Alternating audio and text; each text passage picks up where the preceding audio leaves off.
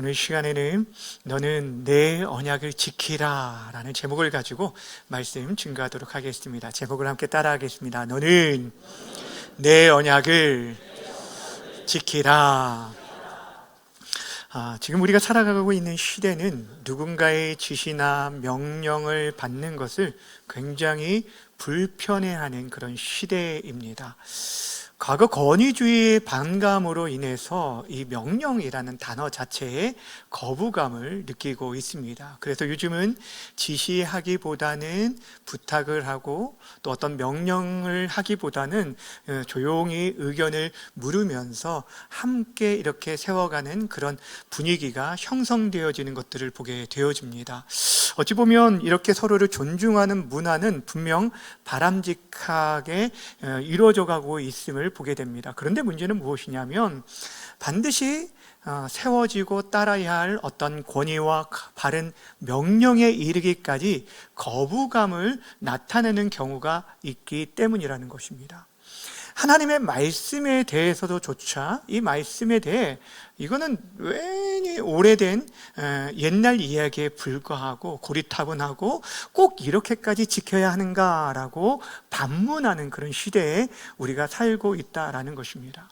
그런데 사랑하는 여러분, 기억해야 할 것은 우리에게 허락하신 이 하나님의 말씀은 우리에게 무거운 짐을 지게 하기 위함이 아니라 우리로 살아나게 하시는 생명의 말씀이라는 사실입니다.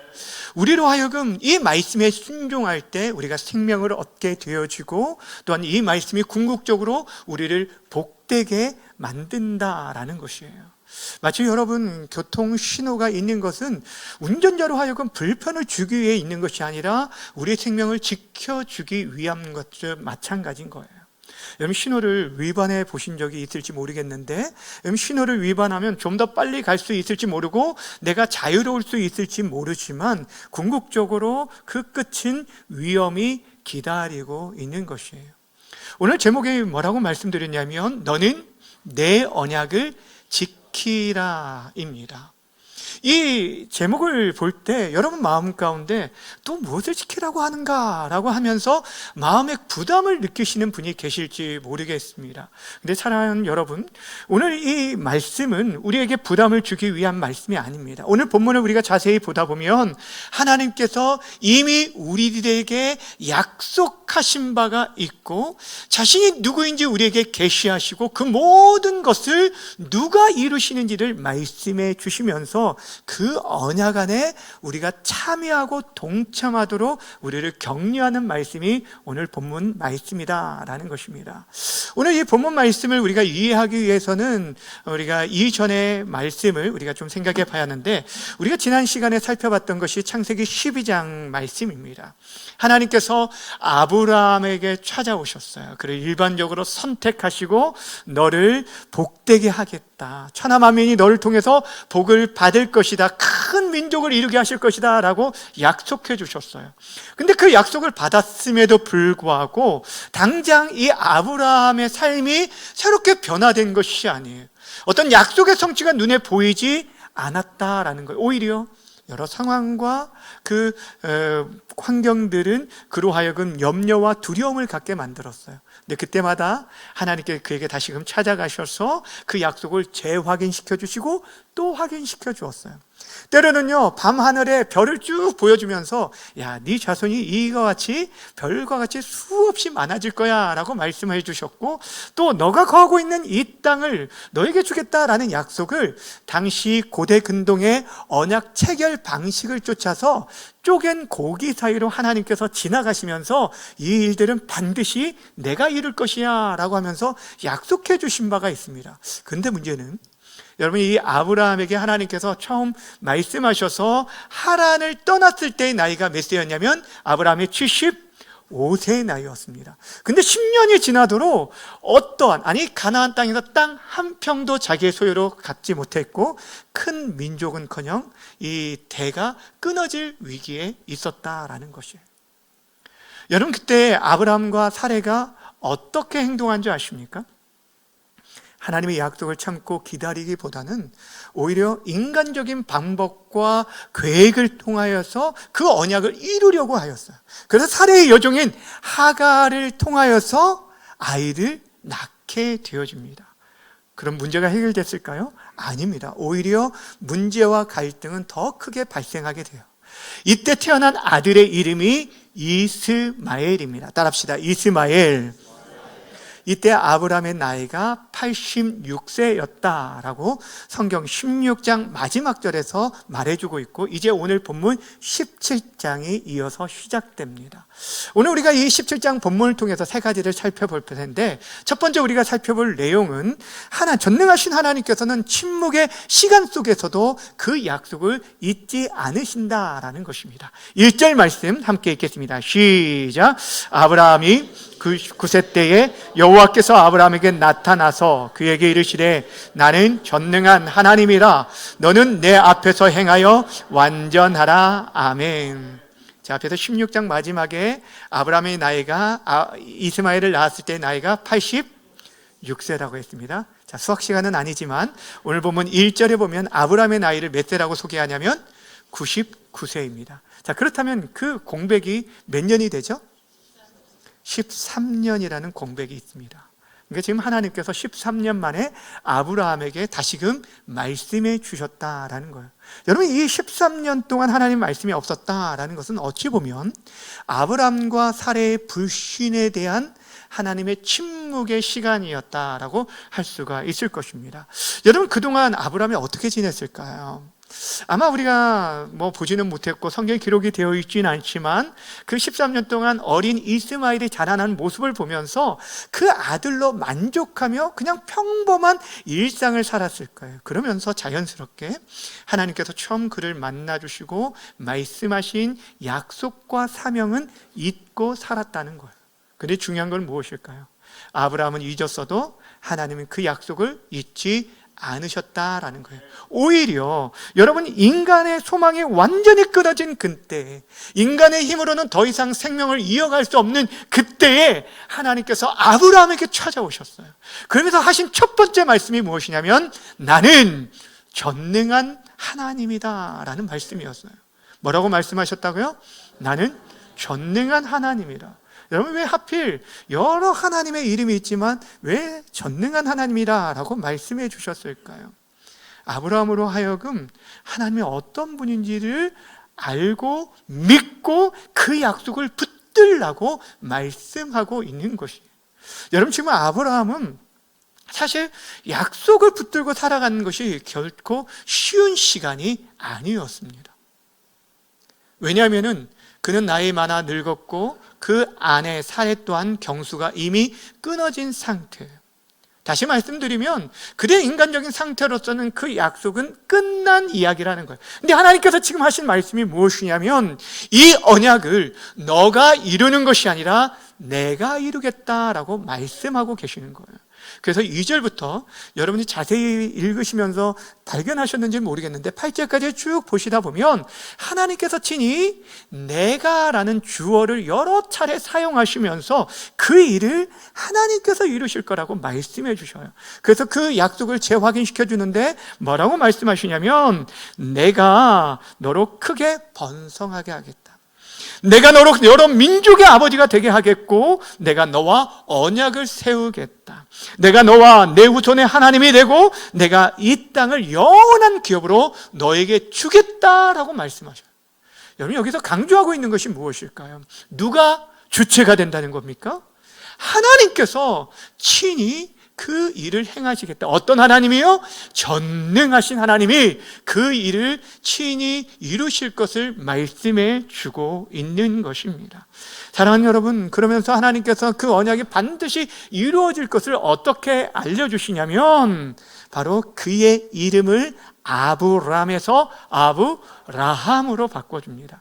아브람의 이름의 뜻은 존귀한 아버지라는 뜻이고요. 아브라함은 열국의 아버지, 많은 민족의 아버지라는 뜻입니다. 여러분, 지금도 지금은 이름을 좀 쉽게 바꾸는 시간이 때가 되었지만 고대 사회에 이름을 바꾼다는 것은 결코 쉬운 일이 아닙니다. 부모가 지어준 그 이름을 누구보다도 소중하게 여겼던 그런 시대였는데 한 가지 경우가 있었어요. 어떤 예외냐면 왕이 이름을 새롭게 하사해 주는 경우가 있습니다. 그럴 때는 이름을 바꾸는 경우가 있는데 이 왕이 이름을 바꿔주는 이유, 그때 하사해 주어졌을 때는 이것은 너는 이제 왕께 속한 사람이다 라는 존귀한 자라는 의미를 담고 있고, 또한 그에게 이제 새로운 이름의 정체성이 주어졌다라는 것을 말해주고 있는 것이에요. 그러니까 아브람과 사레의 이름을 바꿔주신 것은 이들이 너희는 내게 속한 자이고 존귀한 자이며 너희들이 말 그대로 열국의 아버지로 세워질 것을 말씀하고 있는 거예요. 다른 사람들로 하여금 그 이름을 부르게 할 때마다 하나님의 비전이 어떤 것인지를 알려주신 것입니다. 마치 야곱을 그 이름을 뭘로 바꿔주셨죠? 뭘로요? 이스라엘로 바꿔주시면서 더 이상 너희가 붙잡는 자, 속이는 자, 빼앗는 자, 움켜쥐는 자로 살아가지 말고 이제 하나님과 함께하는 자로 살아가라 라고 하면서 그 이름을 통해서 그의 정체성을 새롭게 해주신 거예요. 저는 여러분, 이처럼 하나님께서는 오랜 침묵 가운데서도 아브람과의 언약을 잊지 아니하시고 그에게 다시금 언약을 재확인시켜 주었어요. 이스마엘로 만족하며 살아가는 그때에 너로 인해서 천하 만민이 복을 받게 하겠다라는 그 사명을 재확인시켜 주시고 말씀해 주신 거예요. 여러분, 하나님께서 저와 여러분에게도 계속해서 이렇게 주의를 통하여서 강단에서 또 여러분이 성경을 읽을 때 우리에게 말씀해 주신 것은 다른 것이 아닙니다. 우리가 잊고 살고 있는 사명과 그 약속을 다시금 붙들며 살아가기를 원하신다라는 것이에요. 여러분, 우리의 어떤 성실함과 열심히 하나님의 약속을 이루는 것이 아닙니다. 하나님께서 그분이 전능한 하나님이시기에 친히 이루실 것을 우리에게 말씀해 주고 있기에 우리들로 하여금 그 약속을 붙들고 살 것을 말씀해 주고 있습니다. 때로는 우리의 삶 속에서도요, 하나님의 오랜 침묵과 같은 그런 상황을 만나기도 합니다. 기도는 하지만 여러분, 이 기도의 응답이 언제 이루어질지 정말 이미 포기해버린 그런 경우도 아마 있을 것입니다. 근데 여러분 기억하시길 바랍니다. 우리들이 잊고 있는 그 순간에도 하나님이 잊지 않으시고 여전히 일하시고 계시다라는 사실입니다. 그러기에 지금 우리의 형편과 현실과 환경이 아니라 하나님의 전능하심을 바라보면서 다시금 일어서시기를 바랍니다. 우리의 나이나 형편이나 한계가 우리의 기준이 아니라 전능하신 하나님이 바로 저와 여러분의 하나님이심을 믿고 다시 한번 잊었던 사명과 약속을 붙들고 살아갈 수 있는 우리 모두가 되어지기를 주님의 이름으로 간절히 축원합니다. 두 번째 우리가 살펴볼 말씀은 이 언약의 하나님은 그의 백성에게 각자 그 언약에 참여하도록 요구하고 계시다라는 사실입니다. 어떤 한 사람이 아니에요. 모두가 그 언약에 동참하기를 원하신다는 거예요.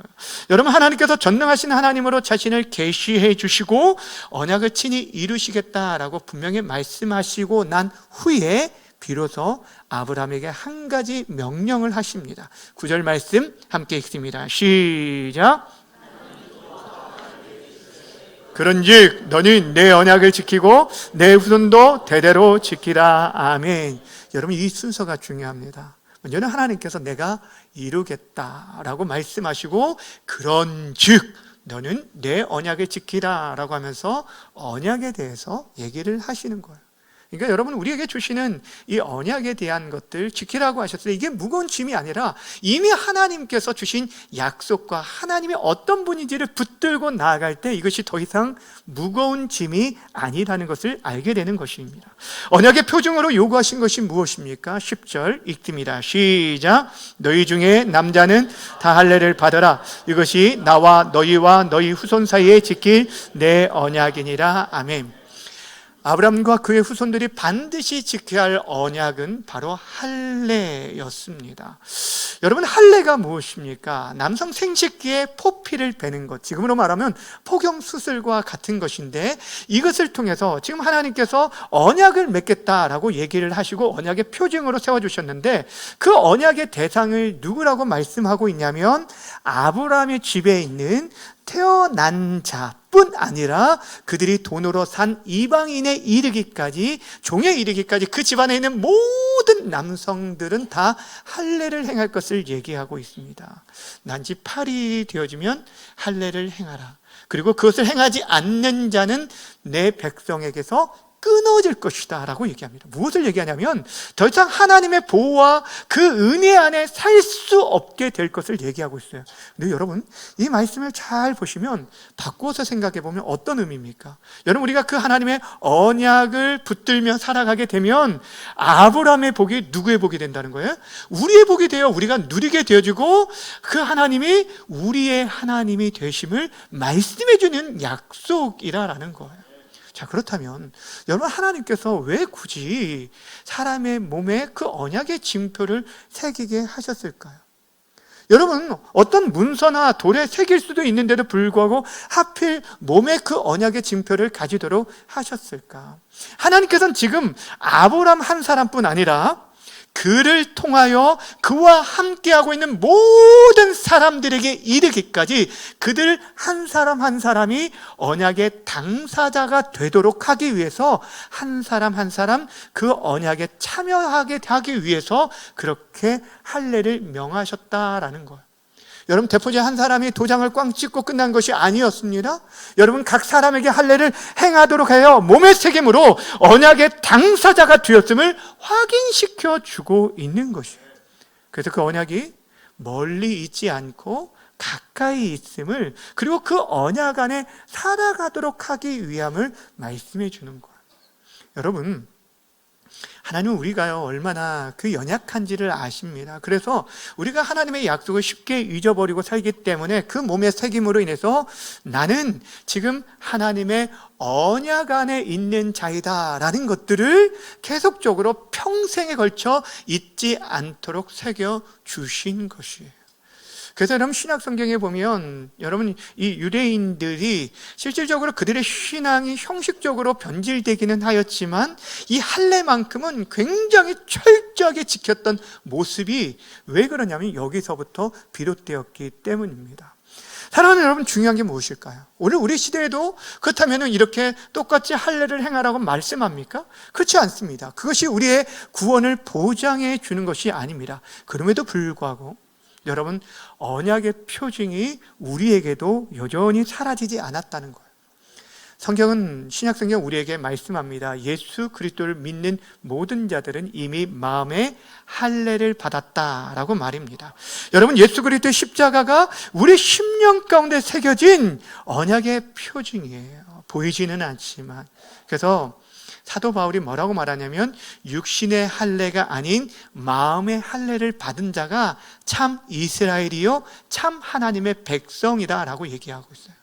어떤 형식이 아니라 정말 예수 그리스도를 온전히 믿는 그 믿음이 있는지, 십자가의 복음이 우리 안에 온전히 있을 때만이 우리가 언약 안에 있는 자이고 그 자가 바로 생명과 구원, 영원한 복을 누리게 될 것을 말씀해 주고 있습니다. 여러분, 오늘 아브라함의 그 가정 가운데 이루어진 이 할례 언약을 통해서 우리에게 주시는 교훈이 분명히 있습니다. 무엇이냐면 하나님께서 아브라함에게 너만 할례를 행하라 라고 하지 아니하고 그에게 태어난 집안의 난자뿐 아니라 그 돈으로 산 이방 사람들 모든 종에 이르기까지 할례를 명하게 하셔서 아브라함의 언약에 동참하고 그 복을 누리게 하셨다라는 거예요. 그것은 무엇을 얘기합니까? 우리에게 맺어진 그 관계 속에서 주어진 사람들에게 영적 책임이 주어졌다는 것을 말해주고 있는 것이에요. 여러분, 죄송한 얘기지만 여러분, 목사의 자녀로 태어났다고 해서, 장로와 권사, 집사의 자녀로 태어났다고 해서 그래 저절로 구원의 은혜를 누릴 수 있는 것은 아닙니다. 하나님께서는 지금도 한 사람 한 사람 언약의 당사자로 지금도 부르고 있다라는 거예요. 결국 저들이 예수 그리스도를 인격적으로 모셔야만이 하나님의 참 백성이 될 수 있는 것이에요. 그리고 우리 부모의 역할은 대신 믿어주는 것이 아니라 저들을 그 언약의 자리로 인도하는 일을 감당해야 하는 것입니다. 여러분, 하나님께서 아브라함에게 이 언약에 동참하도록 하신 것은 이 언약이 개인의 신앙에 머물지 아니하고 자녀 세대에 이어지도록 하기 위함인 것처럼 저와 여러분에게도 마찬가지입니다. 우리가 예수를 믿고 구원에 이를 수 있는 것 또한 모든 것이 하나님의 은혜이지만 우리가 언약의 당사자로만 살아가는 것이 아니라 우리는 언약의 전달자로 살아가야 할 귀한 사명이 주어져 있다라는 것입니다. 그러게 바라고 원하기는 우리는 부족합니다. 우리의 힘과 애씀으로 이루어지는 일이 아닙니다. 구원은 하나님께 속한 일이지만 전능하신 하나님께서 친히 이루실 것을 믿고 다시 한번 우리에게 주어진 이 귀한 사명, 언약의 전달자로서의 사명을 감당할 수 있는 우리 모두가 되어지기를 다시 한번 주님의 이름으로 간절히 축원합니다. 마지막으로 살펴볼 내용은 언약의 백성은 불가능 앞에서도 말씀을 믿고 순종하며 따라야 한다라는 것이에요. 여러분, 오늘 본문을 우리들이 14절까지 읽었지만 다시 15절 이하 전체가 오늘 본문에 해당되어지는 것인데, 아브라함이 처음에 하나님께서 그에게 찾아오셔 언약을 재확인시켜 주시고 전능하신 하나님이라고 말하고 그의 이름도 아브라함으로 바꿔주셨음에도 불구하고 처음부터 그 하나님의 말씀을 온전히 붙들었을까요? 읽지 않아서 모르시나요? 제가 왜 이렇게 물어볼까요? 붙들지 않았기 때문에 물어보겠죠.